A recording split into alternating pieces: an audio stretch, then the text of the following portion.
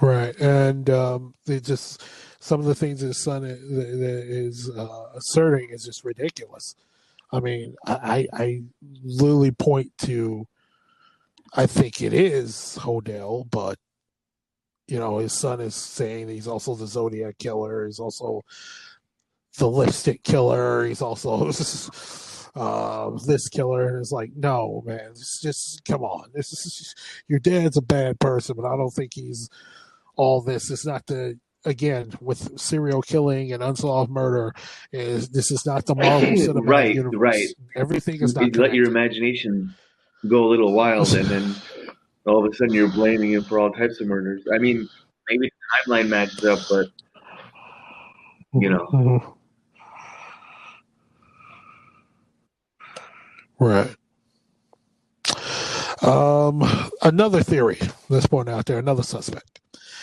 Several crime officers came forward, as well as Cleveland, Ohio detective Peter Mayo, that suspect there is a link between Elizabeth Short's murder and a previous case that we've covered on this show, oh, the okay. Cleveland torso murder,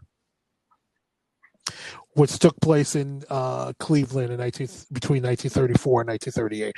If you're unfamiliar with the Cleveland torso murder, go back after this episode is done. We did an episode on the Cleveland torso murder. You can listen to that episode, and also there's information in books.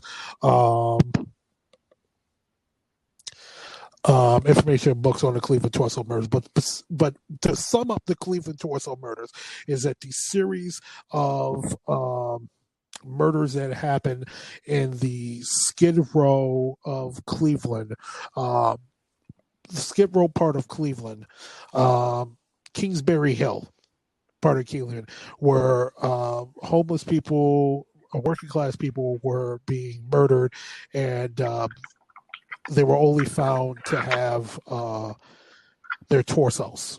There was only they were beheaded. Most of them were beheaded, and had other body parts had been taken off. And they're supposed like not only that this detective and other true crime officers suspect there is a link between the Black Dahlia murder and Cleveland torso murder. Unsolved Oh, Mysteries had brought that to an attention in 1992. One of the main investigators on the case of the Cleveland I torso do remember. murders, Yes, I do. you remember, was Elliot Ness. Yeah, Elliot Ness, Treasury Department agent, came to Chicago during Prohibition to try to help bring down Al Capone and his syndicate. Told through Elliot Ness's book, the television show The Untouchables. He had a group called The Untouchables, which became popular in fictional circles on television, in the movie in 1987 with Kevin Costner. After that, Prohibition was rescinded and Capone was taken down. He became Cleveland, I believe, safety inspector. Again, go back to the episode on the Cleveland torso murder, and he was one of the lead investigators of those murders. And supposedly, some true crime artists and other figures had said that Elliot Ness figured out who was the Cleveland torso murder. And that that the person who committed murders ended up going over to Los Angeles. That's why he couldn't get an arrest, and that this person was in a high end family that protected him. And supposedly, from some true crime novelist, they said that this person also Who was killed Elizabeth Short? Elizabeth Short in 1947. Oh God. Okay. Sorry. The Black Okay. Dahlia. I was getting all conspiratorial. Okay.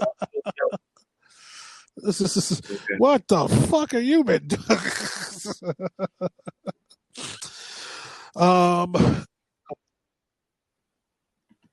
Let's see. In 1980, new evidence implicating a former torso murder suspect, Jack Anderson Wilson, aka Arnold Smith, was investigated by Detective Detective St. John in relation to Short's murder. He claimed he was close to arresting Wilson for Short's murder, but that Wilson died in a fire on February 4th, 1982. Okay, gotcha. And Ness's biographer, Oliver Fraley, suggests that Ness knew the identity of the killer, like I said, responsible for both cases. I have a huge problem with this theory. What's your problem?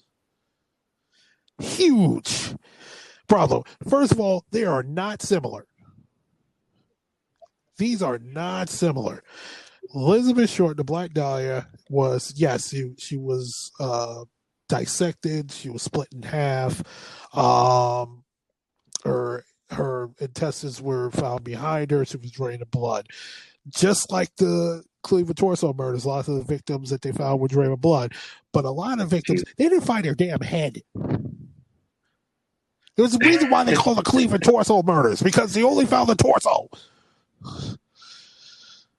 None of these victims, those who they happened, the very few victims they happened to find their head were months later, and none of them look how they were torn up like Elizabeth Short. Also, the Cleveland torso murders were committed between 1934 and 1938. Right. Elizabeth Short was murdered in 1947.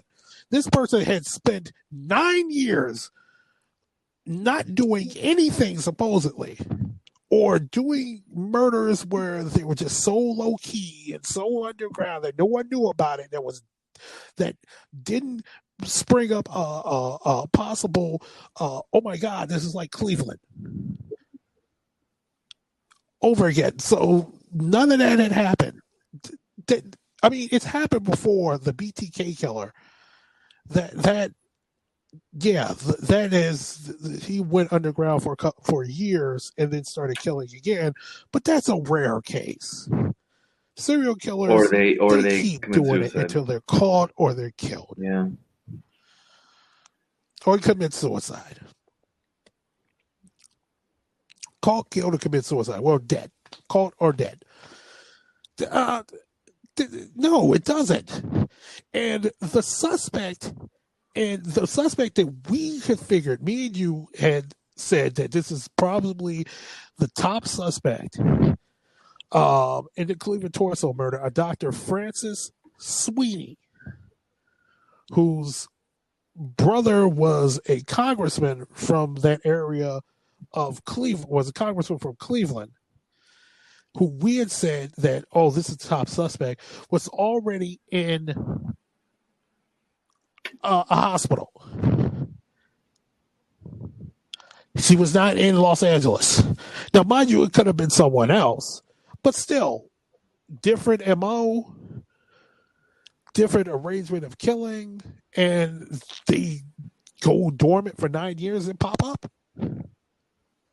No, and George Hodel, to answer the question, George Hodel, there's no information to say he was in Cleveland during 1934, 1938. He was in med school. So the alibi definitely checks out. Yeah, for Hodel, and Dr. Sweeney. Doesn't mean it was someone else, but still different MO. Right? Yeah, they're not connected. Different way of killing. They're not connected at all. They're very, very little similar. Very. As opposed to surgical dissection. I mean, not to say Odell, from just reading his biography, like, he was not a good person. You know? But as far as not only the Black Dahlia murder, but just him being a serial killer, I don't know, the jury's sort of out on that.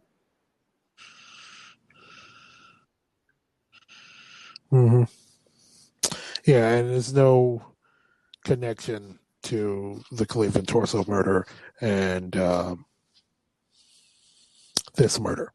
So, but if you want to know more, again, about the Cleveland torso murder, go back to our previous episode It's called the Cleveland Torso Murders, and you get the whole story and all the crimes that was listed down there. Also, there's another theory that the Black Dahlia murder was also connected to the murder of Janine French that happened in February 1947. The media and detectives believe that, and some detectives believe that the Short murder was connected.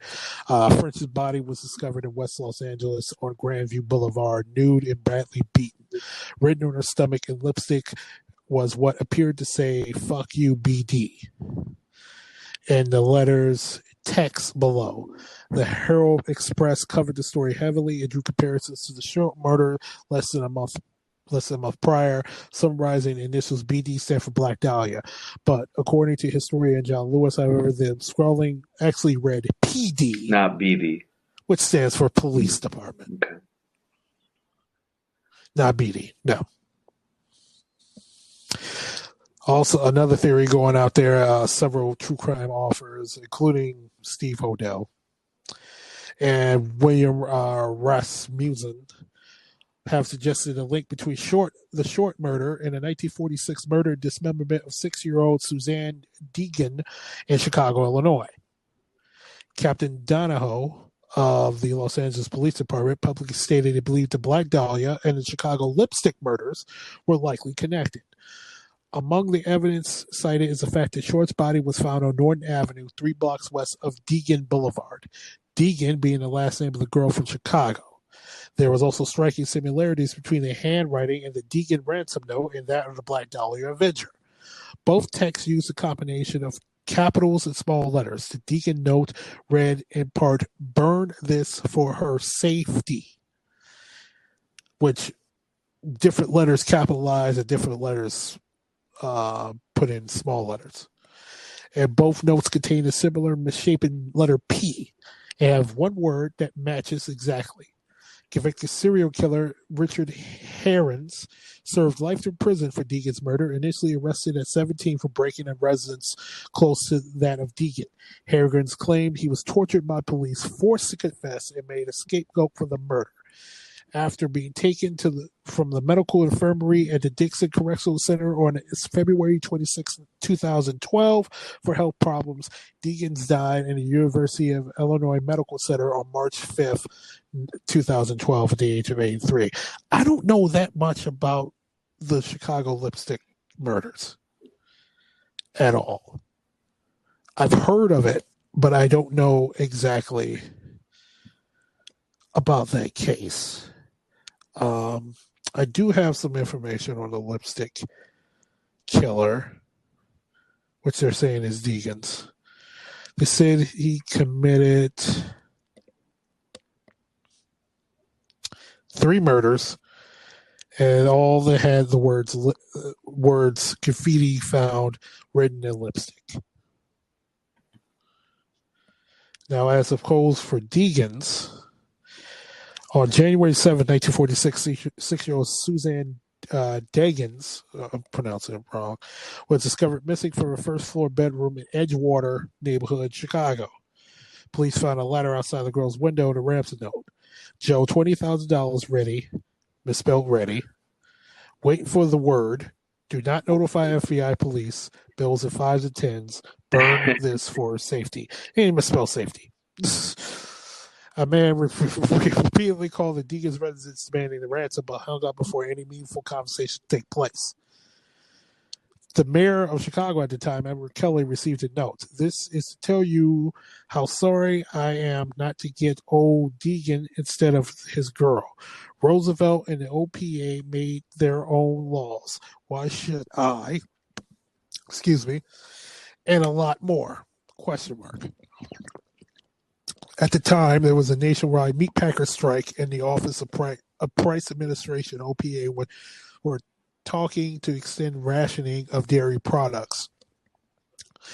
Deegan, the father, was a senior OPA executive recently transferred to Chicago. Another executive of OPA had recently assigned armed guards after receiving threats against his children. In Chicago, a man involved in black market meat had recently been murdered by decapitation. Police considered the possibility Deegan killer was a meat packer. Yeah. Did you Um, mention? huh. Did you mention? Is it? I mean, do you have anything else to say about the Lipstick murder?